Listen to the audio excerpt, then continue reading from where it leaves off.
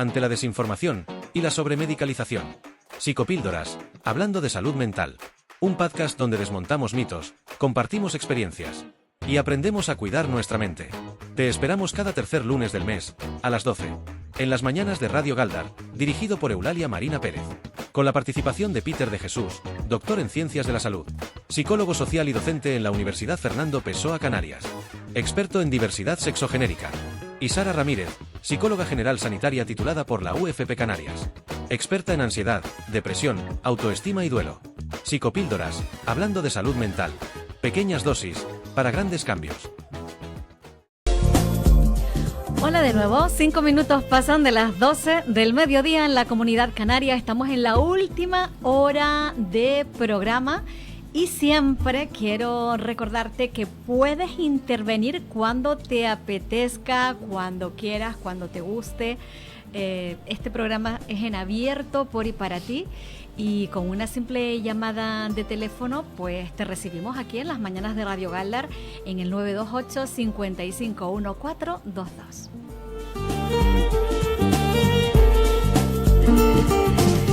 Es tercer lunes de julio y los terceros lunes de mes tenemos en esta franja horaria un espacio Psicopíldoras hablando de salud mental. ¿Tú recuerdas cuando atravesamos la pandemia que este espacio lo demandaron ustedes mismos y lo hemos mantenido en la parrilla de programación?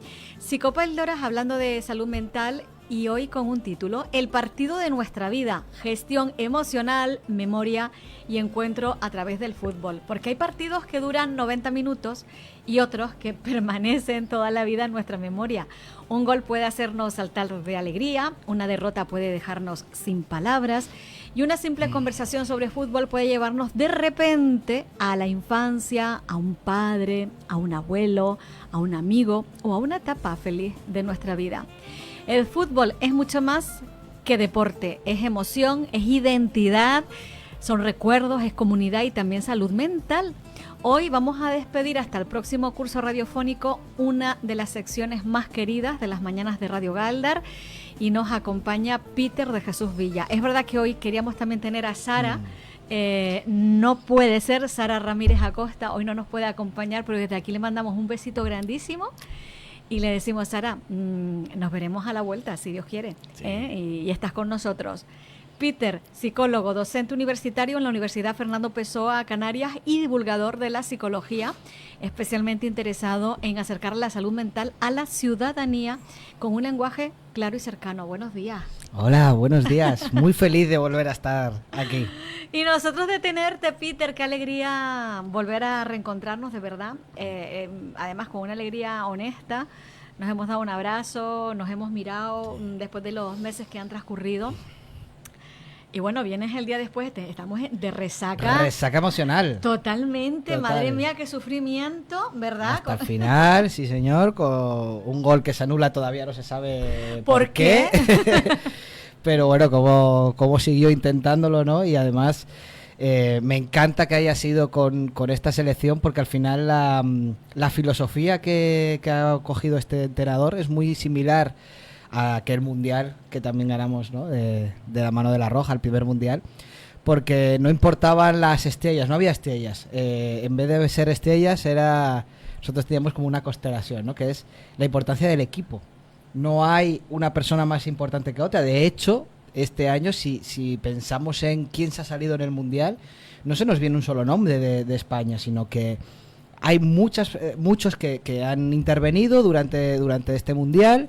El gol último pues no solamente es de Ferran, es ese pase, es Lamine, es todos al final, ¿no? Es incluso Rodri cuando es capaz de levantar la mano y decir no puedo más después de haber hecho el mundial que ha hecho y salir, ¿no? Frente a tu ego, pues salir porque yo no puedo más y porque puede entrar otro jugador que está en el banquillo y que tiene más fuerza, y lo importante es el equipo, no es estar yo hasta el final, ¿no? Y esa filosofía que les dijeron en plan, tú no eres más que ninguno de estos y lo que importa es jugar todos en equipo, fue lo que llevó a la victoria de La Roja. De hecho hay un documental que se llama La Roja, que se lo recomiendo a todo el mundo porque habla de cosas que podemos aplicar a la psicología social en general, a cualquier trabajo que tenga que ver con equipo, a empresas, a cualquier persona que tenga una empresa y tenga que gestionar un equipo. Les recomiendo que vea ese documental porque sacas un montón de ideas. ¿Dónde lo viste? ¿En alguna plataforma en específico? Sí, es de hace unos años, yo creo que fue en Movistar o Amazon, creo que Amazon. Como es de hace muchos años, seguramente se encuentra ya en varias plataformas. Sí. Y ve, pues eso, ¿no? Cómo trabajaban sobre todo la idea de somos un equipo, aquí tú no importa, tú puedes ser la estrella en tu equipo de fútbol durante todo el año, pero en la selección eres parte de ese engranaje, ¿no? Que es tan importante, pues incluso las personas que están en la retaguardia o en el banquillo, el equipo técnico, los preparadores, como pues quien se está disputando ese balón que acaba en la puerta, ¿no? Peter, el fútbol suele definirse como el deporte rey, ¿verdad? Pero desde la psicología, ¿qué explica que sea capaz de movilizar emociones tan intensas en millones de personas? Por una de las cosas viene muy relacionado a que sea el deporte rey, ¿no? Al final es un deporte que es internacional, no prácticamente en todas partes del mundo se practica, le gusta a la gente, también es muy visualizado, ¿no? Muy masivo, es muy accesible a cualquier persona acceder a ese deporte. Solamente necesitas un balón, o incluso antiguamente, ¿no? Como los fabricaban con tiras de platanera. Con tiras de plataneras, con calcetines viejos, enrollándose uno y otro hasta que se quedaba un balón bien formado. Me lo enseñaron hace años aquí mayores de Cardones con la Fundación Lidia García. Y cómo, de cualquier manera, ¿no? Yo me recuerdo de pequeño cómo poníamos las mochilas del cole o te descalzabas y ponías los dos playeras como portería y ya está. Y a jugar a fútbol, ¿no? Es un deporte muy accesible, no necesita grandes cosas para practicarlo. Y claro, eso hace que se pueda compartir con personas muy ajenas a ti, muy diferentes, intergeneracional, ¿no? Yo creo que casi todo el mundo recuerda pues ver algún partido, le gusta o no el fútbol incluso, ver algún partido pues con familiares, con abuelos, con padres, con madres, ¿no? En su casa, que estaba haciendo. De hecho, me gustaría hacer un ejercicio, ¿no? A la gente que nos esté escuchando o viendo por Facebook, que cierre en un momento los ojos. Venga. Y vaya a buscar en la memoria aquel primer partido o gran así evento que recuerde, ¿no? Que vaya y vea cuál fue el primer partido que recuerdo, bien sea por la televisión o en el estadio. Y se dan cuenta que en verdad, al activar ese recuerdo, lo importante no es quién estaba ganando o perdiendo, incluso quién estaba jugando, ¿no? Sino cómo nos sentíamos.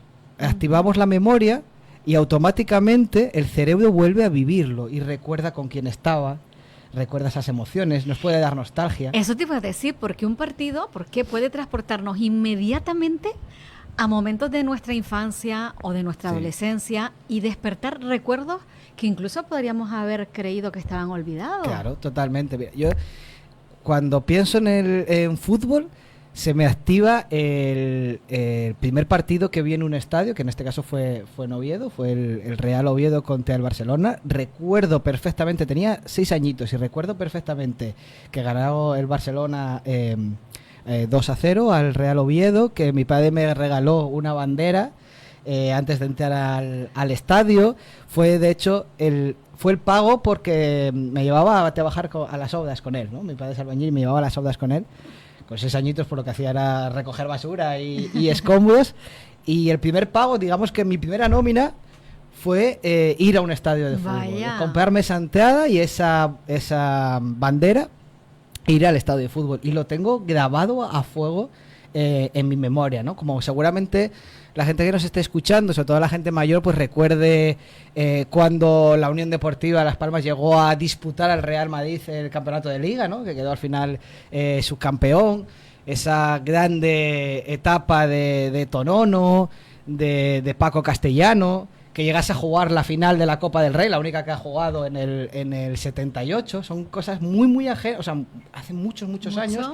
Incluso ahí, sí. La gente que no la ha vivido seguramente tendrán familiares que les han contado, ¿no? Oye, ahí está ahora disputando en Segunda División Las Palmas, pero un día estuvimos disputando ganar el campeonato hasta la última, la última jornada. Muchas personas recuerdan, como tú ahora, ¿no? Ese recuerdo, además, en tu más tierna infancia, con 6 añitos, ¿no?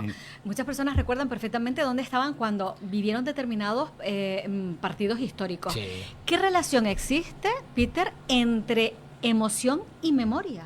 Pues en las emociones, sobre todo los eventos que resultan con una gran carga emocional, que tienen sentido de pertenencia y significancia, que producen una gran activación en nuestro cuerpo, funcionan como anclajes autobiográficos. Es decir, al recordarlo y activar todas esas memorias, al final cuando vamos perdiendo la memoria, se pierden los componentes sobre todo más semánticos o episódicos, pero las emociones no se suelen perder, no se borran, ¿no? De hecho, la gente que tiene Alzheimer a veces no recuerda quién es esa persona que tiene delante, pero sí recuerda la emoción, sí sabe si le tenía miedo, si le amaba, y es muy duro porque sabe que tiene algún vínculo, pero no recuerda exactamente qué vínculo es, ¿no? ¿Por qué quiero a esa persona? ¿Quién es? Y resulta, pues, la hija, el hijo. Y los momentos grandes de activación, en este caso, pues grandes momentos de fútbol, porque nos activan muchísimo, luego veremos también el riesgo de esa activación que hay, nos hace revivir, ¿no? De hecho, hay un proyecto súper bonito que se hizo en España y en Escocia, se llamaba el proyecto Libero. Pero me encanta el espacio para un próximo país, ¿no? Sí, está bien. Ha quedado chulo, hicieron el proyecto Libero, que era ir a centros de personas que trabajaban con Alzheimer y a través de recuerdos futbolistas, en este caso hacían una revista con momentos futbolísticos de diferentes décadas, ¿no? Otros les presentaban una bufanda antigua, con los colores antiguos. En Escocia, por ejemplo, que se come un alimento tradicional en los estadios, no me acuerdo ahora, pero tiene un olor muy característico, utilizaron ese mismo olor para activar los recuerdos. Entonces, esa fue como la llave para entrar en la memoria, ¿no? Y encontraron pues esa evidencia neurológica, porque tras activarse esos recuerdos con una imagen, con una pregunta, ¿no? Les preguntaban, por ejemplo, esta jugada, y presentaban una determinada jugada, ¿terminó en gol o no en gol? Estamos hablando de cosas que habían pasado 40 o 50 años atrás, y sabían recordar perfectamente qué había pasado en esa jugada. Las personas que quizás no estaban recordando qué comieron ayer o ese mismo día, y recordaban qué había pasado hacía 50 años a través de eso.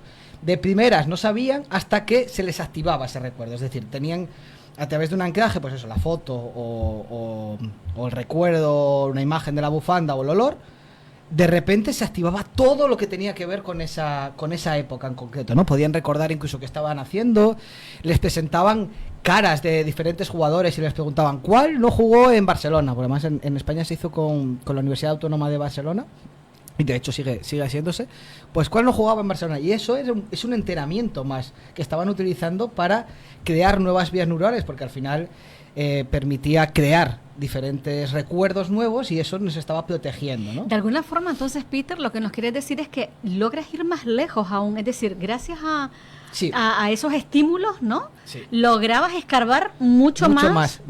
Y les conectaba con su identidad, porque piensa que al final, cuando perdemos la memoria, una de las cosas más desoladoras que tiene para quien lo está viviendo es que nosotros residimos, nuestra identidad, quién soy, reside en todos mis recuerdos. O sea, si yo me despierto mañana sin recordar qué me gusta, qué he hecho ayer, a quién quiero, qué me gusta hacer, lo que sea, no estoy, no existo. Es desolación absoluta. Exactamente, ¿no? Pues al final, al volver a vivir eso y al recordar que estaba, se les activa una parte de la identidad, ¿no?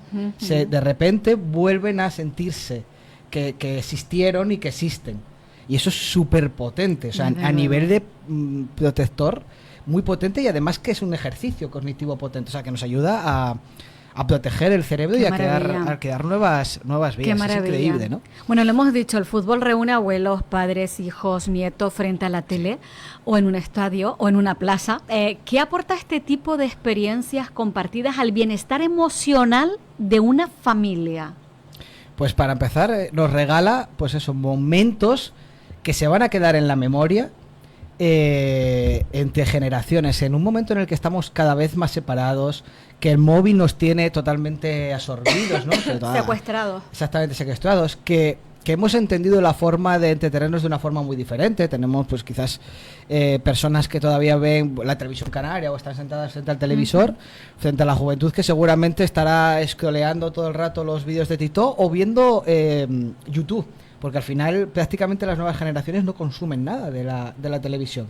Y sin embargo, seguramente ayer la gran mayoría de las personas estaban frente al televisor. ¿Sabes qué viendo pasa, ese partido. Peter? Que ayer estaban los que son futboleros, por supuesto, la afición, pero los que no lo somos del todo, es que era una cita en la que todos estábamos haciendo lo mismo prácticamente, sí, ¿no? sí, totalmente. A mí, yo llamé a mi madre, estaba viendo el partido con mi abuela en casa y Sí. ella tampoco se entera mucho de fútbol y dice, pero yo quiero, por ejemplo, dice, nos acaban de robar el gol. El gol. Y no sé por qué, yo no me entero mucho, pero yo lo veo claro.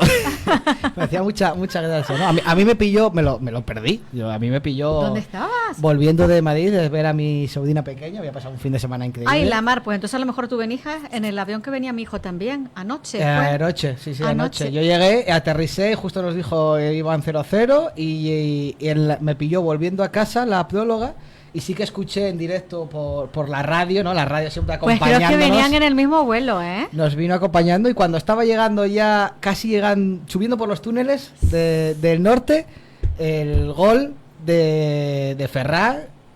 No, el gol de Ferran fue un poquito antes y llegando a los túneles el final del partido. Ay, la madre. y esa victoria, ¿no? Bueno, y que además vean. nos llamó una amiga por videollamada que había estado viendo el partido con mi mujer hasta... ¿Cuál es?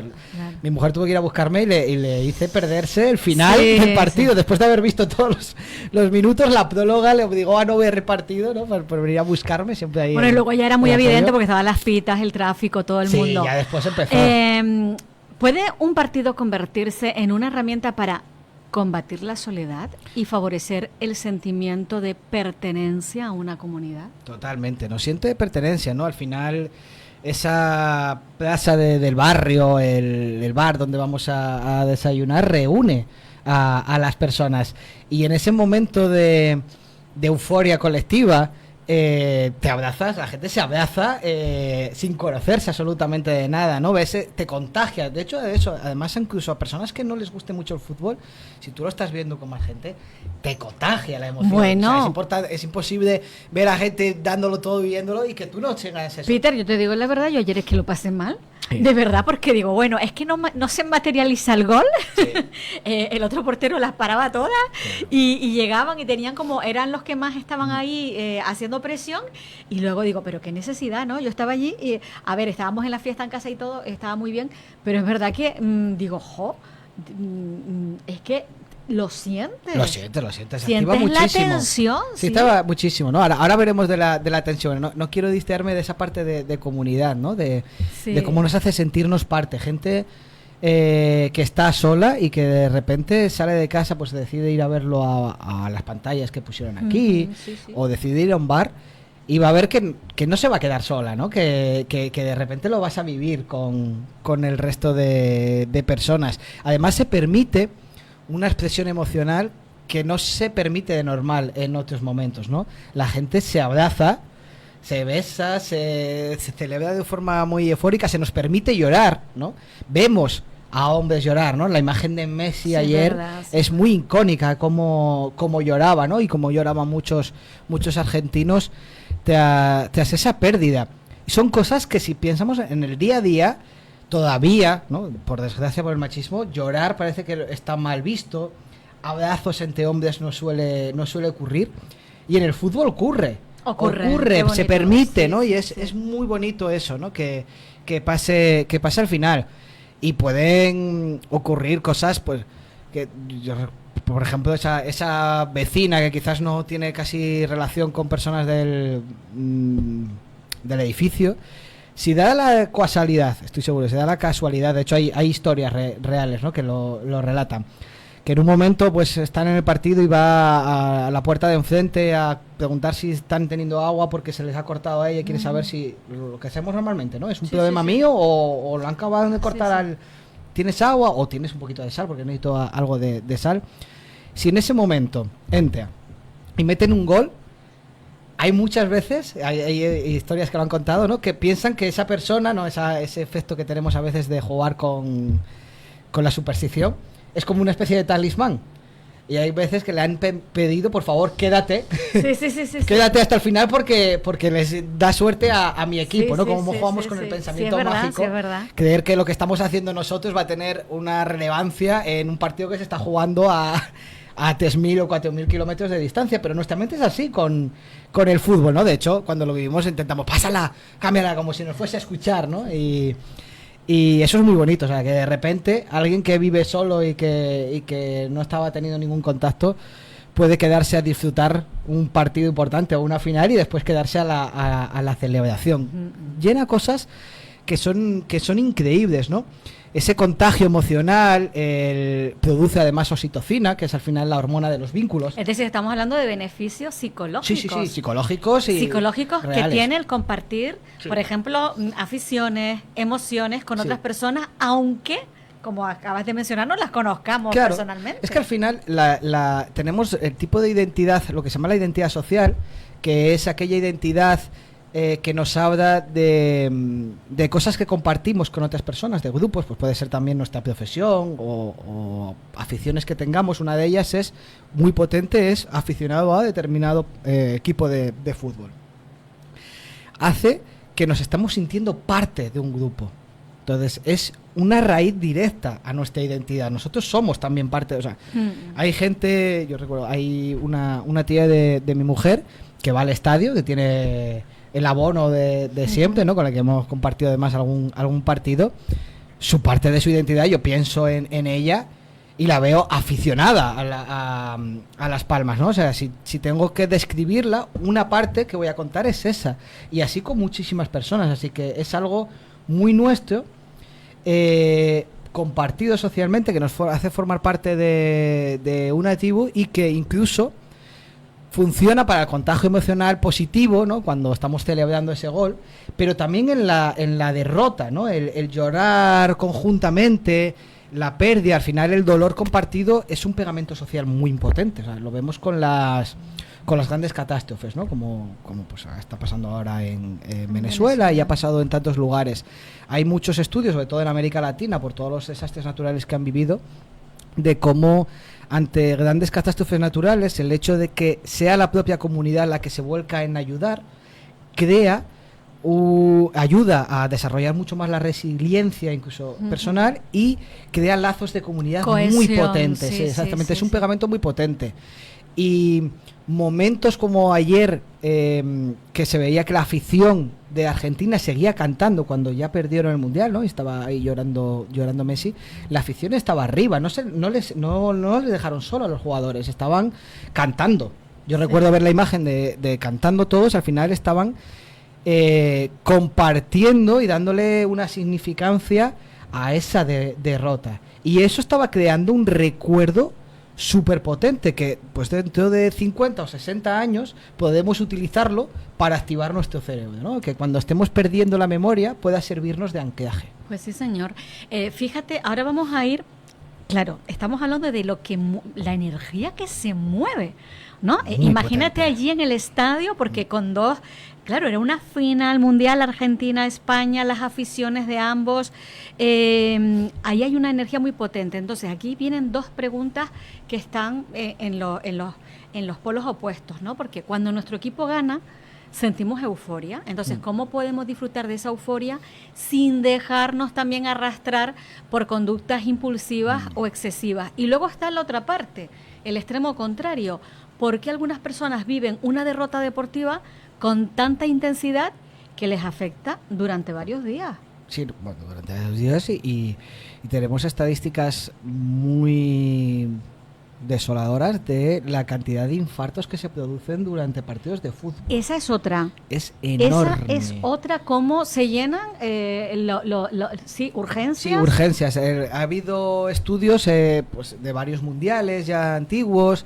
En Argentina, por ejemplo, que se vive tan intensamente, hicieron un estudio durante finales de Boca, del Boca y el Juniors, y aumentaba los infartos 4 veces.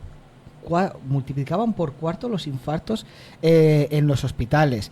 Durante el mundial que se jugó en Inglaterra, en Alemania, perdón, también hicieron las estadísticas y cómo cada vez que jugaba, en este caso Alemania, subían las atenciones hospitalarias derivadas de los infartos. Especialmente han encontrado pues 3 momentos clave, ¿no? que afectan mucho a nuestro corazón, que es un gol en contra, una decisión arbitral o el VAR que podemos tener ahora, ¿no?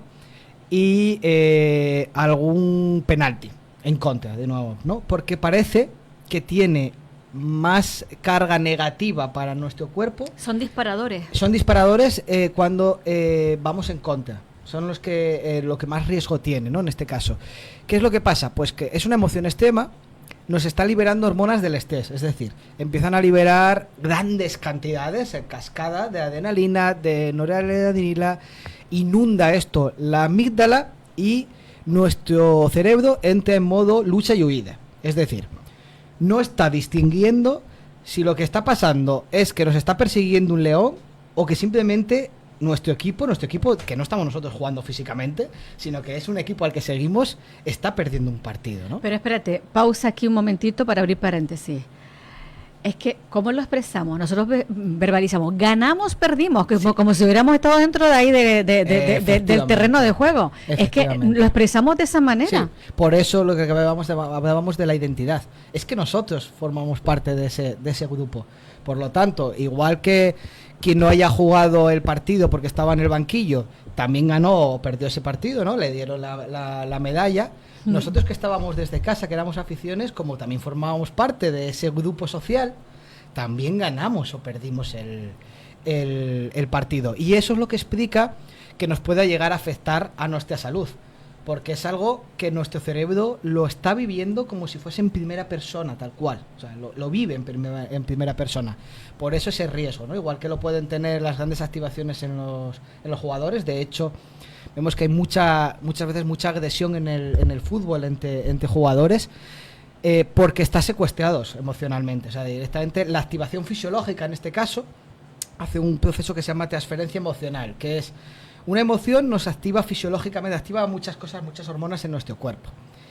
Pues hacer deporte también activa muchas hormonas en tu cuerpo. Pues a veces el cerebro se equivoca y cree que esa activación que estamos teniendo, porque estamos corriendo y porque estamos estresados por lo que sea, es que algo ha ocurrido, que algo ha tenido un impacto emocional muy grande. Una amenaza. Una amenaza. Entonces, claro, de repente nos dan un golpe, una falta, y como tenemos una intensidad tan grande, lo vemos, o nuestro cerebro lo interpreta como que lo que ha ocurrido es súper grave.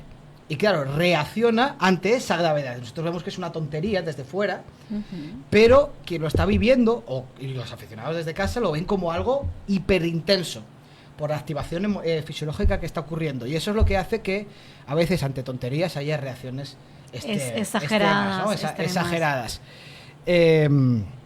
Me acabo de perder porque estábamos hablando de la transferencia emocional. Estamos hablando de, por un lado, la euforia del ganador, sí. Por otro lado, sí. La tristeza que puede durar. Exactamente, ¿no? Digamos que estaba secuestrado la amígdala y nuestro cerebro, la parte racional del cerebro se apaga. Porque estamos en modo huida, es como cuando activamos el ordenador si puede haber un virus y lo activamos en modo seguro, que no hay conexión a internet y solo funciona lo mínimo para que arranque el ordenador. Pues nuestro cerebro tiene esa versión también de supervivencia. Vale. Y anula las partes racionales en este caso y activa las partes más límbicas, ¿no? más emocionales, más de lucha y huida. Claro, esa cascada emocional, primero, ese momento puede hacer que tomemos decisiones muy impulsivas. Sí. Si ya, una persona que no es agresiva no se va a volver agresiva. Siempre saca la parte no racional de nuestro cuerpo, pero hablando de quiénes somos, ¿no? Ujú.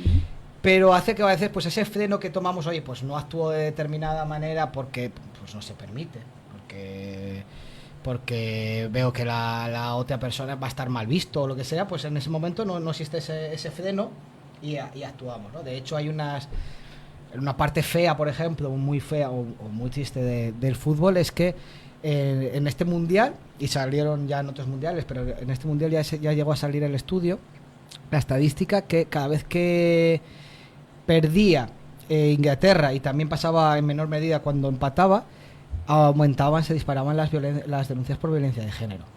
Es tremendo cómo la frustración que está sintiendo quien está viendo ese partido de fútbol la paga con su pareja, ¿no? Evidentemente, lo mismo, una persona que nunca maltrataría a su pareja no le va a maltratar en un partido, sino que simplemente funciona como un disparador.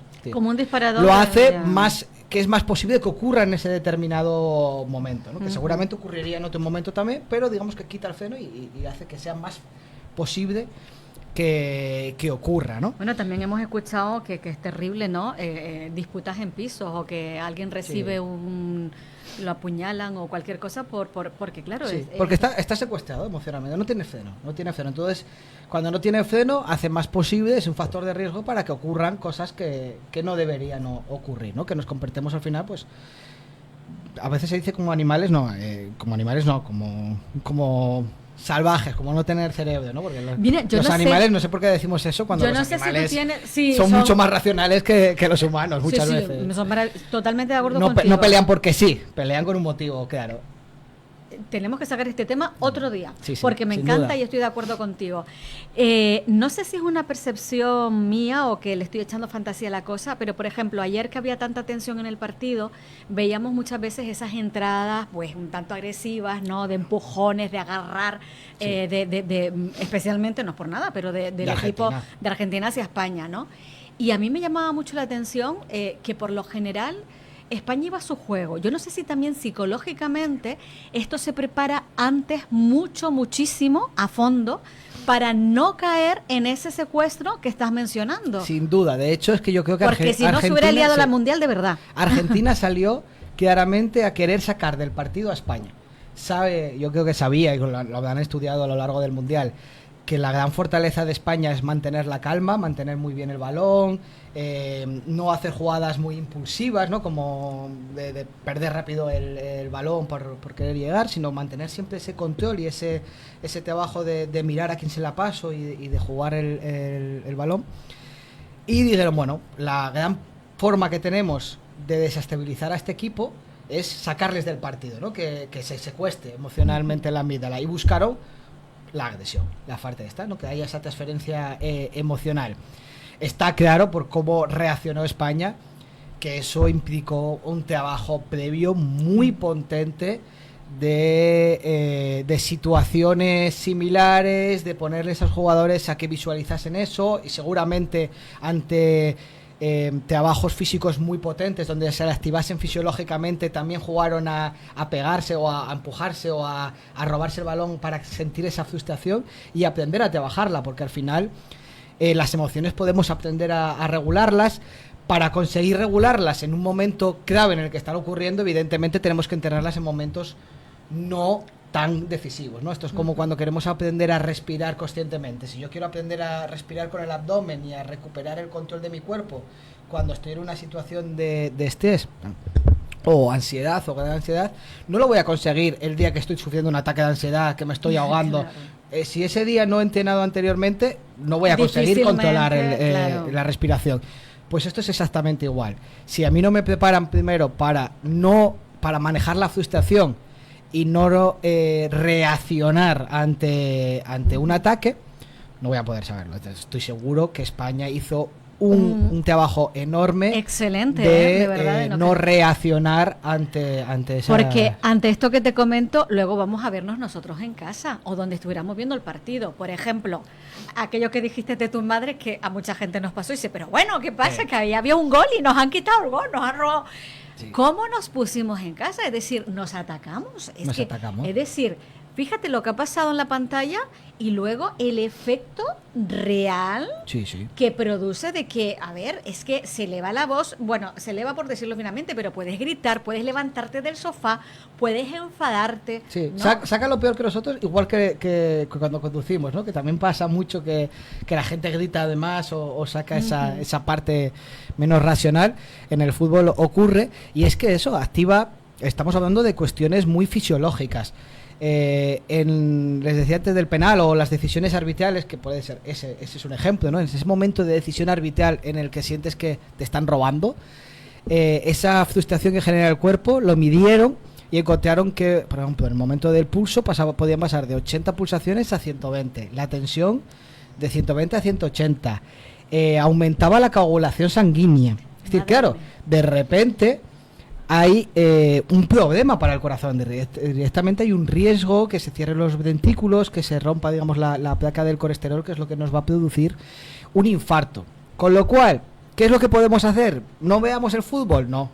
Además hemos visto todas las cosas positivas que tiene detrás. Hay personas que han llegado a ese extremo. Sí, hay personas porque les que de hecho hay que afecta. pedírselo, o sea, que no puedan ver el fútbol, evidentemente. Sí, hay sí, gente sí. que pues porque está en, por ejemplo, riesgo cardíaco ya, o ha sufrido ya un infarto o lo que sea, pueden recomendarles que no vean que no el lo fútbol. vean, pero salvo esos casos vamos a dejar en la excepción, excepcionales. ¿Qué cosa? Hay estrategias, vamos a ponernos lo fácil, hay estrategias sencillas que podamos utilizar para gestionar esa frustración cuando el resultado no es el que esperamos. Sin duda. Primero, prevención primaria, ¿no? Que sería, en general, tener unos hábitos saludables de deporte y demás, que tengamos el corazón potente, evidentemente no es lo mismo tener un corazón sano ante un disparador emocional, se va a recuperar rápidamente, que un corazón que ya está dañado, que ante un disparador emocional le va a costar muchísimo recuperarse y va a dejarle una huella, ¿no? Entonces, primero la prevención general, antes de los partidos. El momento, el día del partido, importante.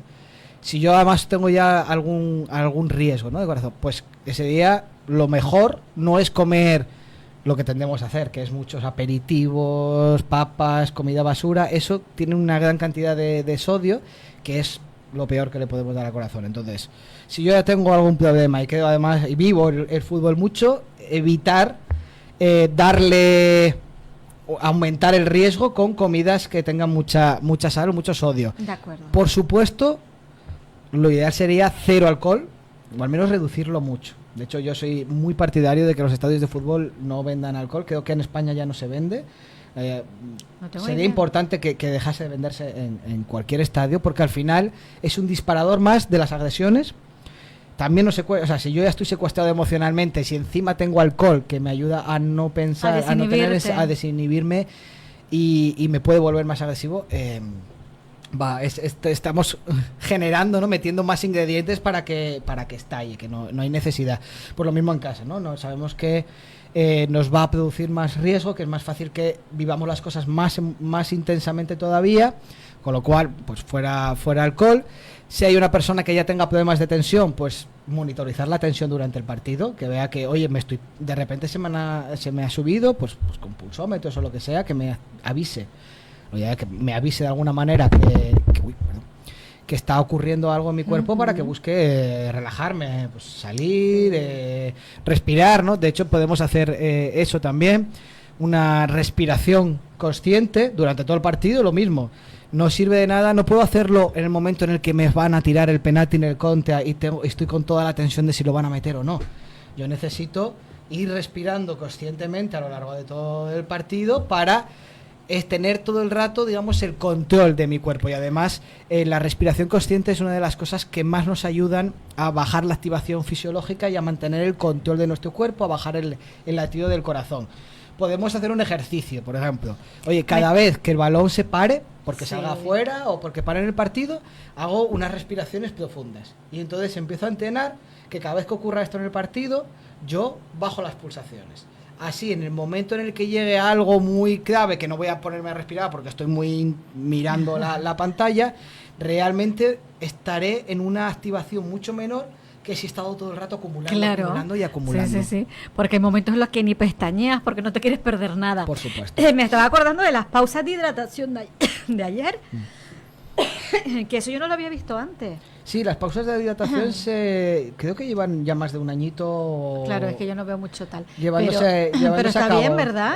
Claro. Es una medida, yo la entendí, a verla, me gustó, digo, oye, qué bien, ¿no?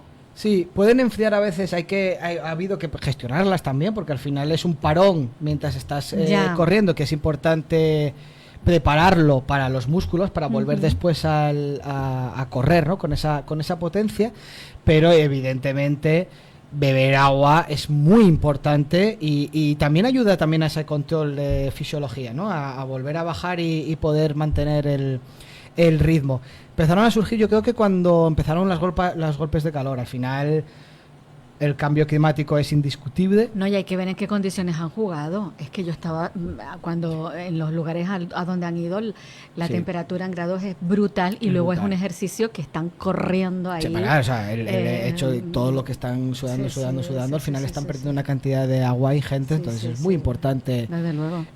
Pararse a hidratarse, ¿no? Eso es clave, que por cierto, también podríamos, ahora que has dicho lo de las condiciones, también podríamos hablar de cuestiones extrañas, ¿no? Que han pasado en este mundial. Por ejemplo, jugar con el césped seco. Se priorizó que saliese bien el espectáculo en la mitad, rollo Super Bowl, frente a la seguridad de esos jugadores y lo que es el terreno de juego. Es algo que nunca habíamos visto. O sea, al final hemos visto con eso, o hemos visto con la famosa llamadita de TEAM a la FIFA para que le quitaran la roja a uno de sus jugadores, como al final el gran poder que está teniendo Estados Unidos, ¿no? El gran poder que tiene TEAM para estas cuestiones. Nos ha puesto un poquito descolocados, quizás han pasado un poquito desapercibido ahora porque estamos con la euforia de que hemos ganado, pero hay una reflexión ahí detrás. Ese cristal blindado también, ¿no? Potente. Cuando mostraban el palco y estaba ahí detrás, ¿no? Sí, o esa presencia que estaban en la foto en el que levantan la copa por primera vez y estaba el director de la FIFA, que no recuerdo ahora el nombre, diciéndole, vete ya, ¿no? El TEAM estaba ahí. Él quería salir en la foto. Yo quiero ser el protagonista también, que a mí me encanta que sea esta selección también la que haya ganado, ¿no? Porque nos ha tenido un poco entre ojos a España, y ¿no? Exactamente, unas políticas tan discriminatorias, ¿no? que está teniendo Estados Unidos y que también, por qué no decirlo, están aumentando en España, ¿no? El racismo que está ocurriendo. De hecho, había gente por redes que decía que cuando Lamine marcara lo que sea, no iba a celebrarlo porque no era español, ¿no? Entonces me encanta que haya ganado una selección que representa a España porque es diversa, que teníamos a gente muy diferente en el campo, con orígenes diferentes, pero que al final sienten los colores de igual manera, y yo creo que eso representa muy bien a España. Qué bonito, que siempre vamos a ser un crisol de civilizaciones. Qué bonito, me encanta, Peter, lo que estás expresando. Oye, a ver, ¿cómo podemos enseñar a niños, niñas, adolescentes que competir no significa enfrentarnos al otro, sino aprender, disfrutar, crecer? ¿Cómo podemos darle el concepto, el tip verde y no el rojo, ¿no? a esta historia? Sí, claro. Hay que primero centrarse en no tanto en el resultado, es decir, no tanto siempre en perder o ganar, sino en cómo hemos llegado a ese resultado, ¿no? Si yo he dado lo mejor de mí, tengo que centrarme en eso. Nosotros como equipo hemos dado lo mejor de nosotros y la otra persona ha podido ser superior. No implica que yo tenga que tenerle una rabia, una frustración, sino, oye, yo he hecho esto y la otra persona pues ha podido ser superior en ese momento como demás. Centrarnos no tanto en el otro, sino al final poner el foco en nosotros mismos, en mejorarnos y en cada vez hacer el partido nosotras mejor. Eso es lo que tenemos que pensar, en qué y irnos después y hacer el ejercicio. Y yo creo que aquí es clave, evidentemente, el papel pues tanto de los familiares, que muchas veces son las que dicen, le robaste o no llegaste. Eso es lo feo del fútbol, eso hay que empezar a desterrarlo ya. Y también del equipo que les prepara, y entrenadores y entrenadoras, que sea trabajar no en lo que no salió, en plan centrarnos en eso o echarle la culpa al otro, enseñarle a echarle la culpa al árbitro ni nada, sino en qué podemos aprender para hacerlo mejor, ¿no? Y que no tenga tanto peso. Y no tenga pasado que el resultado del marcador, sino el cómo... El esfuerzo.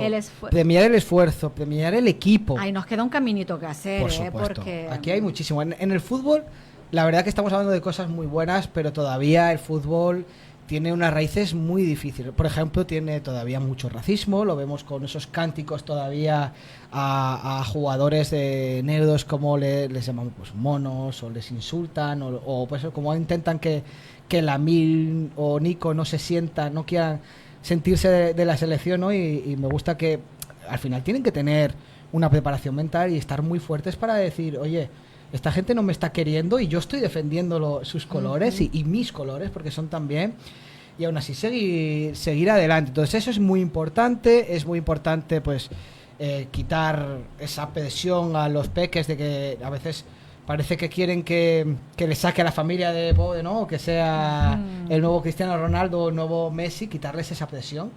Importantísimo. Trabajar en qué han hecho bien, no en lo mal, ¿no?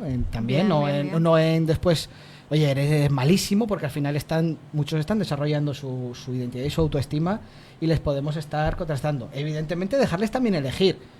No pasa nada porque a un niño no le guste el fútbol, todavía cuesta a veces gracias a los avances, cada vez el fútbol femenino se ve más, se visualiza más y hay menos reticencia, pero todavía hay muchas familias que conozco que si la niña es la que quiere jugar a fútbol, lo pone mucho en duda, le pone muchas trabas, ¿no? Y sin embargo al niño le pasa al revés. Si el niño no quiere jugar a fútbol, parece que lo ponemos más en duda la masculinidad. Eso hay que trabajarlo mucho. Uno de los jugadores que estaba, la verdad es que no recuerdo el nombre, soy muy malo para los nombres, ¿no? Que es del Celta de Vigo, ha sido muy criticado por pintarse las uñas de negro o por llevar recuerdo una boda, pues un bolso. Juega mucho con los estereotipos de género, ¿no? Como todavía ha subido unos comentarios de odio enormes.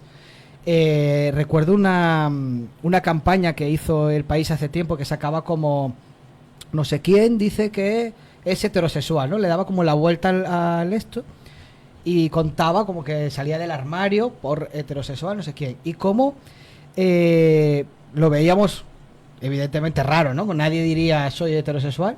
Como cuando es un jugador de fútbol quien dice que es homosexual, se monta de repente una campaña de odio enorme, pierde seguidores, pierde a veces sponsor, ¿no? Entonces todavía hay una homofobia muy grande. Entonces si estábamos hablando de la importancia que tiene la identidad, el sentido de pertenencia, tenemos que seguir trabajando para que ese sentimiento de pertenencia lo pueda tener cualquier persona independientemente de su origen, de su orientación sexual, de su identidad de género, que tenga cabido para todo el mundo, ¿no? Todavía muchas personas trans en equipo incluso no de alta élite, sino que estamos hablando de juveniles o juniors, no pueden jugar con su equipo porque les niegan jugar con un chico trans, por ejemplo, con diferentes chicos o las chicas trans con las chicas, ¿no?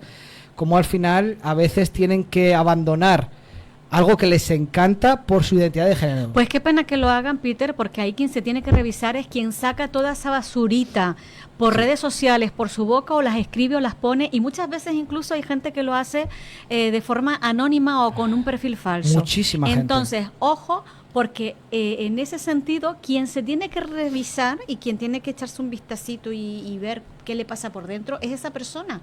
¿No? ¿Por qué te molesta tanto? ¿Qué hay que rechina en ti? ¿Por qué? Claro, si es un ser humano que tiene el mismo derecho que cualquiera a estar ahí. Sí. Estamos en los últimos minutos, Peter. ¿Dónde está la diferencia entre vivir el deporte con pasión y convertir esa pasión en una obsesión pues poco saludable? Pues en primer lugar tenemos que transitar, saber transitar la derrota, ver que es algo transitorio, que no somos unos fracasados, ni es un fracasado el equipo, y ya lo tenemos que detestar, ni nosotros mismos, porque habíamos visto que eso forma parte de nuestra identidad y a veces las personas les afecta también negativamente para su autoestima el que su equipo haya perdido, ¿no? Y generar esa frustración. Entonces hay que separar el resultado de nuestra valía personal, evidentemente, aprender que la tristeza es pasajera, completamente válida, sentirnos tristes porque nuestro equipo ha perdido. Yo me entiendo que hoy haya muchas personas de Argentina que se sientan muy tristes y es normal, válido, importante, porque además la tristeza nos ayuda a conectar, es una emoción muy necesaria, muy adaptativa. Ya hemos hablado muchas veces que no existen emociones negativas. La tristeza es una emoción positiva en el sentido de que la necesitamos, porque además es el pegamento social, como vimos, ¿no? Entonces nos ayuda a vincularnos con las personas, aceptar la realidad del resultado sin juicios, porque a veces pienso un poquito al revés, ¿no? Si ese gol nos lo hubieran quitado, no hubiera habido ningún gol más y hubiéramos ido a penaltis y hubiéramos perdido. Yo sé que hoy en día, en vez de estar celebrando, nos habríamos, las conversaciones, las redes, habrían ardido todo el rato con el robo. Y estaríamos todo el rato el robo. Los periódicos habrían empezado en la primera página con el robo. Y eso lo que hace es alargar un sufrimiento, la resistencia ante lo que pasa. Ante lo que es. Aumenta el estrés. Entonces, si teníamos ese pico de estrés con esa cascada de hormonas, si nosotros no estamos aceptando el resultado, ese pico de estrés se está alargando en el tiempo. Entonces ya no estamos hablando de un momento puntual o de un partido, sino durante días. Con lo cual estamos dañando nuestro corazón, seriamente nuestro corazón. Así que eso es importante, ¿no? No buscar y no regordearnos, pues no buscar información deportiva esos días, cambiarlo por unas actividades que nos permita volver a la calma. Por ejemplo, pues autocuidado, ¿no? Dar un paseo al aire libre, escuchar un tipo de música ajeno, hablar con amistades de cuestiones totalmente ajenas a ese partido. La idea es devolver a nuestra mente un estado de calma, ¿no? Así que si tuviese que decir como una frase concreta sería disfrutar evidentemente de los colores con pasión. Las pasiones son momentos muy importantes para nuestra autografía, nos van a anclar a nuestra identidad incluso años muy, muy pasados, ¿no? Pero celebrar con moderación y perder siempre con la distancia. Perder con distancia. Yo estaba pensando, fíjate, es que me parece una entrevista riquísima. Qué bueno que hayas traído este tema, Peter. Me parece que tiene mucha enjundia, mucho jugo y lo que nos falta. Y lo preparamos antes de saber si España iba a ganar o iba a perder. Sí, esto estaba hablado de antes de. Porque fíjate que también, ¿sabes qué hemos visto?